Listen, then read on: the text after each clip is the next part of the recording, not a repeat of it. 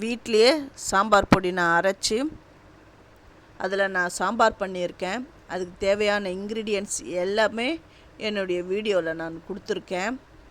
அதுவும் இல்லாமல் நீங்கள் ஃப்ரெஷ்ஷாக அரைச்சி நீங்கள் இந்த சாம்பார் பண்ணி பாருங்களேன், நல்லா சூப்பராக இருக்கும் அந்த சாம்பார். அது எப்படி வறுக்கணுன்னா அதை பாருங்கள், அந்த அந்த ஒரு அந்த தோரம்பருப்பு, வறுத்த தோரம்பருப்பில் ஒன்று எடுத்து வச்சு நான் அதை நசுக்கி காட்டுறேன் பாருங்கள். அந்த பூண்டு நெசுக்கிறதுல சும்மா அப்படி 2 தட்டு தட்டினாலுமே நல்லா பவுடரியாக ஆகணும். அந்த அளவுக்கு நல்லா வறுக்கணும். அதுக்காக கருக விட்டுறக்கூடாது. எல்லாத்தையும் வறுத்து அது கொஞ்சம் ஆற விட்டுட்டு அதுக்கப்புறம் மிக்ஸி ஜாரில் போட்டு பவுட்ரு பண்ணிக்கோங்க. பவுட்ரு பண்ணிவிட்டு அந்த மிக்சியில் போட்டு அரைச்சேன் இல்லையா, அதனால் கொஞ்சம் சூடாக இருக்கும்.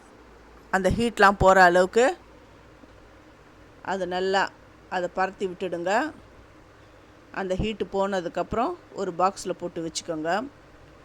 நல்லா ஏர்டைட் கண்டெய்னரில் போட்டு வச்சுக்கினீங்கன்னா அது 1 வருஷம் ஆனாலும் கெடாது, ரொம்ப நல்லாயிருக்கும். இந்த மாதிரி நீங்கள் வீட்டில் சாம்பார் பொடி நீங்கள் வீட்டில் செஞ்சு பாருங்கள், அவ்வளோ பிரமாதமாக இருக்கும்.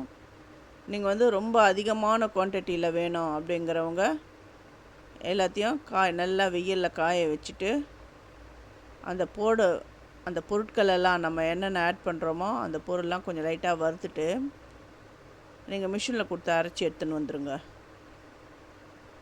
சாம்பார் பொடிக்கு A1 இருக்கும். சாம்பார் பொடி வேறு, தனி அதாவது மிளகாய்த்தூள், அந்த குழம்பு மிளகாய்த்தூள் வேறு, அது வேறு நம்ம டிஃப்ரெண்ட்டாக அரைப்போம்.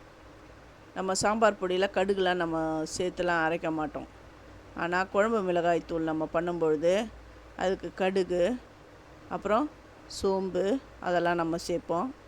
சாம்பார் பொடியில் நம்ம அந்த சோம்புலாம் சேர்க்க மாட்டோம். ஏன்னா நம்ம இந்த சோம்புலாம் கறி மசாலோடைய வெரைட்டி. அது நீங்கள் அதெல்லாம் போட்டு அரைச்சிங்கன்னா நம்ம பூஜா டைமில் அதெல்லாம் நம்ம சேர்க்க மாட்டோம்.